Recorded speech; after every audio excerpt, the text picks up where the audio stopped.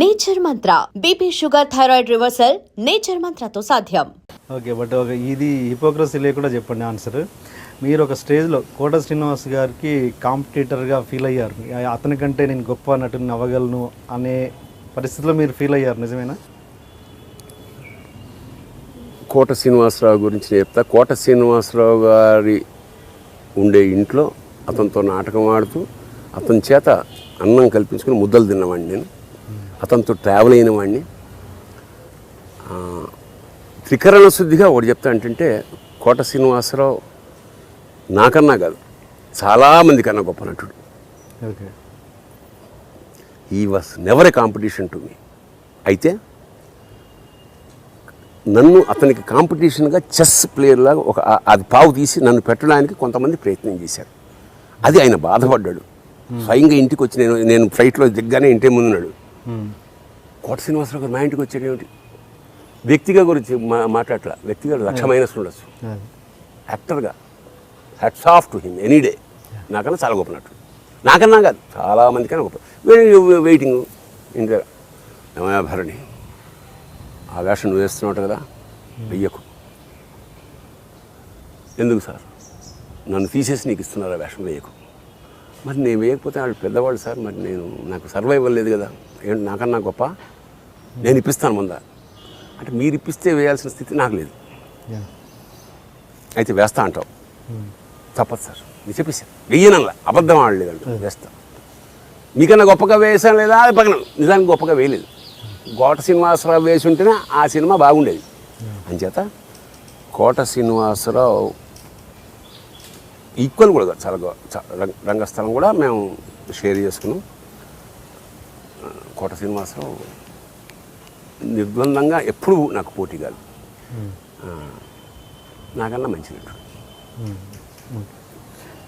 ఎందుకు అది ఆ సినిమాలోంచి ఎందుకు వద్దనుకున్నారు కోట గారు? వాళ్ళకి ఏదో ప్రాబ్లమ్స్ వచ్చాయి, వాళ్ళ డబ్బా. ఈ ఒక్కొక్క వ్యక్తి డబ్బు అంటాడు, క్యారెక్టర్ అంటాడు. అది అతను వచ్చాడు, మీరు వేయాలి వేషం అండి. నేను నైట్స్ అయితే నేను చేయనయా, 20 నైట్స్ నేను ఎక్కడ చేస్తాను, మీరే వేయాలి సార్, లేకపోతే ఇంకెవరికి వెళ్ళాలి, కోటకి వెళ్ళాలి. అది ఎవరికి వెళ్తాను, అది వెళ్ళి లేదు సార్, నేను మీరైతే నైట్స్ కాకపోతే దాన్ని కొన్ని డేస్ చేసుకుంటే కానీ నేను పడలేనండి అతనితో, మీరే. నిన్ననే ఆయన బర్త్డే, నేను విష్ చేసి ఎత్తలేదు. సరస్వతి పుత్ర నమస్కారం అంటుంటాడు. ఎందుకంటే నాటకాల్లో నేను ఆయన డైరెక్ట్ చేశాను. ఇట్లా చేస్తే కోట శ్రీనివాసరావు మహానటుడే, కానీ నాటకాల్లో మాకన్నా ఏం కాదు. మేము చాలా గొప్ప నటులు, రంగస్థలం మీద మేము చాలా గొప్ప నటులు, చాలా పాపులర్ మేము కోట శ్రీనివాసరావు కన్నా. సినిమాల్లో చాలా గొప్ప. మీ జీవితంలో అత్యంత బాధపడ్డ సంఘటన మీ వదిన గారు చనిపోవడం అన్నది. అది అంటే ఈ రోజులలో తల్లిదండ్రులు, కొడుకులు, అన్నదమ్ములు చనిపోతేనే పెద్దగా వారం రోజులు బాధపడి మర్చిపోతున్న రోజులు. అలాంటిది మిమ్మల్ని చాలా రోజుల తర్వాత అది వేధించింది. ఏంటి మీ వదిన గారితో ఉన్న మీ అనుబంధం ఏంటి? అంటే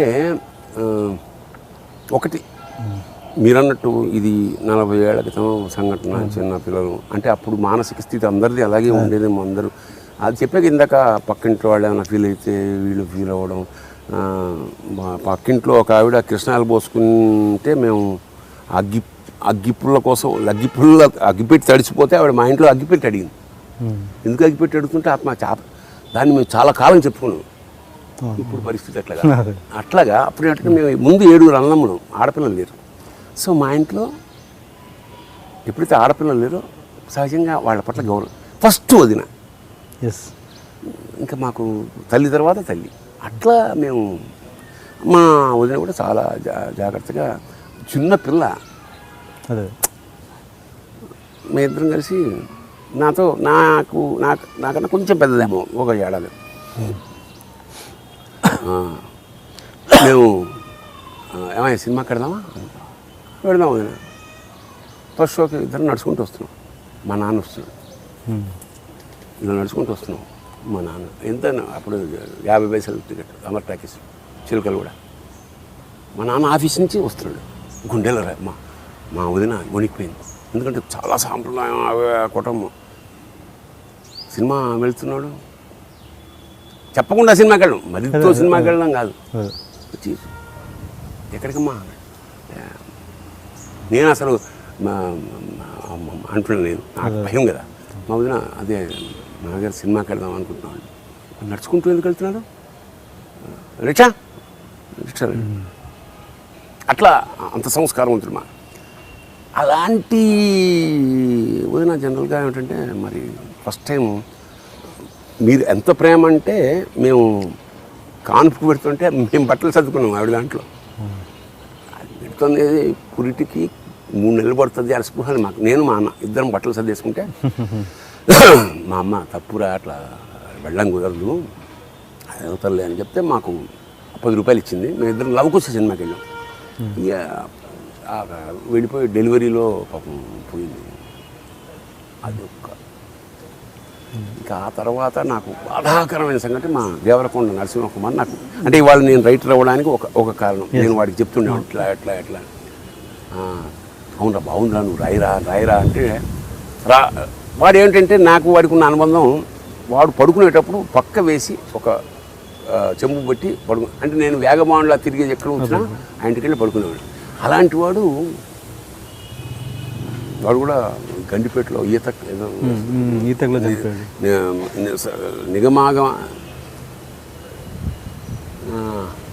నిగం ఏదో గవర్నమెంట్ కంపెనీలో పనిచేసేవాడు స్టెనోగా. ఓకే, చచ్చిపోయాడు. చాలా బాధపడ్డా చాలా కాలం. అది అది అది అది ఎక్కువ మా వాడు. ఎందుకంటే రాయి ఫస్ట్ ప్రింట్కి నా కవిత ఎంత బాగా రాసేవారు. అట్లా బాగా ఎంకరేజ్ చేసేవాడు అన్నమాట. కవిత్వం సాహిత్యం అంటే వాడు పోవడం చాలా కాలం బాధ్యత. చాలా కాలం అంటే కళ్ళు వచ్చేవాడు బతుకున్నట్టు. కళ్ళు వాడు ఉన్నవాడు నేను వాటితో ఆర్గ్యూ చేస్తున్నాడు. అరే నువ్వు బతుకున్నావు కదా చచ్చిపోయి ఉంటాను చెత్త నా కొడుకున్నాను లేచి కూర్చున్నావు అనమాట. ఓ 6 ఏడాది పాటు అది వాడు నన్ను వేధించాడు. ఎలా ఈత కొట్టు చనిపోయాడు వాడు. అది ఎట్లా జరిగి ఉంటుందంటే మిశ్రధాతు నిగంలో పనిచేసేవాడు. అందరూ పార్టీకి వెళ్ళి దానికి కూడా నన్ను పిలిచేవాడు. రారా అంటే ఇంకా మీ ఆఫీసు చూసి నేనెందుకురా అన్నాడు. పైగా నాకు కంట్లో ప్రాబ్లం వస్తే ఇక్కడ వేరే హాస్పిటల్కి వెళ్ళా, నేను రానన్నా. కానీ ఆ రోజు నాకు బాగా జ్ఞాపకం, నేను పోయిట్లంతా విశాలం రాసుకుంటున్నా. సరిగ్గా 1 గంటకి ఫోన్ వచ్చింది, ఇట్లా ఏదో వెళ్ళాం. చూస్తే అండర్వేర్తో ఉన్నాడు. అంటే ఏం జరిగి ఉంటుందంటే ఈత రాదు. ఎవడో వీడిని ఇంతకుముందు వీడు వాడు వేసి ఉంటాడు, వీడు కూడా వేసి ఉన్నాడు. ఇరుక్కుపోయాడు. సరే వేపాకులు గప్పాన్ని తీసుకొచ్చాం. వాళ్ళ అమ్మ మాట అంది, మేమంత క్లోజ్ అనడానికి. ఎరా నువ్వు వాడు అలా అనకూడనమాట. నువ్వు వాడు కలిసి ఉండేవాడు కదా, నువ్వున్న వాళ్ళు ఏంట్రా అంటే ఆవిడ బాధ ఏమిటంటే కట్ చేస్తే తీసుకెళ్ళి మేమే అన్నప్పుడు వాళ్ళ నాన్న అన్కాన్షియస్ అయిపోయాడు. చిన్న తమ్ముడు నేనే కొరికి పెట్టేవాడు. ఇట్లాగా సింహకుమార్ అనేవాడు నా జీవితాన్ని చాలా బాధాకరమైన ఒక. అండ్ వేరే భాష నటుడు అయిన ప్రకాష్ రాజ్ గారితో మీకు ఎందుకు అంత చనువు ఎలా ఏర్పడింది అసలు? బేసిక్గా అంటే ముందు ఇక్కడ ఇందాక సబ్జెక్ట్ ఉందే పరభాష, దానికి అసలు బేసిక్గా స్నేహానికి భాషలు ఏం వాడు బేసిక్గా ప్రకాష్ రాజ్ 2 ప్రతి వాళ్ళు 2 డ్యూయల్ పర్సనాలిటీ ఉంటుంది ప్రతివాడికి. మీరు కనిపించినట్టు మీరు ఉండరు, మేము కనిపించినట్టు నేను ఉండను. ఇంకోటి ఉంటాడు కదా, ఇంకోటి చాలా గొప్పవాడు. బయటికి ప్రకాష్ రాజ్ బనపడే ఏంటది అంతే రాను లేటుగా వస్తాయి ఇవన్నీ పక్కన పెడితే ప్రకాష్ రాజులో అపారమైన మానవత్వం, విచిత్రమైన కవితాతత్వం. పొయిట్రీ అంటే చచ్చిపోతాను, పొయిట్రీ అంటే పడి చచ్చిపోతాను అంతే. నేను కవిత్వం చదువుతాను, వాళ్ళ కంటత కొన్ని. నా గంగావతరం అతను మన సభాషా శంకర్ అతనికి అంకితం ఇచ్చాను. అంత ఇష్టం పొయిట్రీ అంటే. ఆ పొయిటిక్ నేచర్ను వాళ్ళంటే ఇష్టం. అట్లా నాకు ఏదో ఒంట్లో బాగాలేదు, గంగోత్రి వెళ్ళాము హిమాలయాస్. అప్పటికి నాకు కిడ్నీలో స్టోన్స్ ఏవో వస్తే సో కొంచెం ఇబ్బందిగా ఉంది. అయినా సరే వెళ్ళా, షూటింగ్ చూశాడు. అది అప్పటి వరకు ఫస్ట్ లింక్ కారణం ఏంటంటే మేమిద్దరం నాటకం రంగస్థలం నుంచి వచ్చినాం. మేమిద్దరం తిరుపతిలో పక్క రూమ్లో చిన్న రూముల్లో ఉంటూ ఒక సినిమా జయసుధ హీరోయిన్ అనుకుంటా చేసి వెళ్ళేటప్పుడు మా ఇద్దరికి ఒకటే. పూర్వం అయితే 4 పెద్ద పాపులర్గా ఒకటే కారులో తీసేవారు. తిరుపతి నుంచి మెడ్రాస్కి వెళ్తున్నాం మేము కారులో ఇద్దరం. అక్కడ ఏంటన్నా నాకన్నా కొంచెం చిన్నవాడు కదా, అన్నయ్య చెప్పు ఇట్లా ఇద్దరం ఆడు నాటకాలు వాడు నేను అక్కడ మేము అనుబంధం టక్కున లాక్ అయిపోయింది. నాటకాల గురించి మేము ఎప్పుడు నాటకాల గురించి కవిత్వం గురించే మాట్లాడుకుంటాం. అది ఫస్ట్ లాక్. రెండోది గంగోత్రి వెళ్ళగానే అన్నయ్య బెస్ట్ నెల్లూరు రైస్ తెప్పించాను. అసలు మంచి కుక్ నాలాగే, మీరు కంపెనీ ఫుడ్ తినొద్దు బికాస్ యు ఆర్ నాట్ అని 11 రోజుల పాటు మేము ఉన్న నాళ్ళు వాడే వండి సాయంత్రం మేము కాలక్షేమం మేము రాగానే స్నానం చేసి వాళ్ళ దగ్గర కూర్చోం. ఇక పోయిట్రీ అట్లా అలాగే ఏముంది లేనాదేనా ఎవడికి అతను మన దగ్గర పైసలు తీసుకో మనమేమి ఇచ్చేది లేదు, ఓన్లీ స్నేహం. అతని ఇంటరెక్ట్ ఆ పుస్తకాలు తెలుగు చలం మీద వాడు ఆడ అథారిటీ ప్రకాష్ అంటే ఎంత ఇష్టం, ఎంత గొప్ప విషయం అది. నేను తెలంగాణని పరిచయం చేశాను, శ్రీని పరిచయం చేశాను. తెలుగు పుస్తకాలు చదివేస్తారు, లిపి వాళ్ళు చదవగలరు, మనం చదవలేం కన్నడ కానీ వాళ్ళు చదివేస్తారు. అట్లా తెలుగు సాహిత్యం మీద ఒక పట్టు సంపాదించాడు. అతను ఎక్కడికి వెడితే అది అయిపోతాడు, ఒక ఊసరవెల్లి టైప్ అనమాట. అక్కడ భాష, అక్కడ కల్చర్, అక్కడ ఫుడ్, ఈ స్టార్ట్స్ లవి. So rarest personality Prakash Raj. అలాంటి వాడు 33 ఏట వాడు 3 నేషనల్ అవార్డు సంపాదించాడు. 35 ఏళ్ళలో బ్లాక్ డ్రెస్ వేసుకుని వాడు నేషనల్ అవార్డు అందుకున్న ప్రతిసారి నేను టీవీలో చూసి ఫోన్ చేస్తుండేవాడు. మాట్లాడినాం ఎట్లా ఏ సినిమా ప్రాంతం అయితే ఆ భాష డబ్బింగ్ చెప్పాడు. మామూలు విషయం కాదు, మనకు అంత శ్రద్ధ ఉండదు. మరి నువ్వు ఏ భాషకు వెళ్ళినప్పుడు ఆ తమిళ్ నేర్చుకున్నావు, మనం తమిళ్ డబ్బింగ్ మనం చెప్పినాం. ఆర్టిస్ట్ ఎంతమంది చెప్పండి, వెళ్ళాం మరాఠీ వెళ్ళాం, పిలిచారు, నువ్వు చెప్పగలవు డబ్బింగ్, ఆడు చెప్తాడు. అది కూడా మైనస్ ఉంది మన దగ్గర.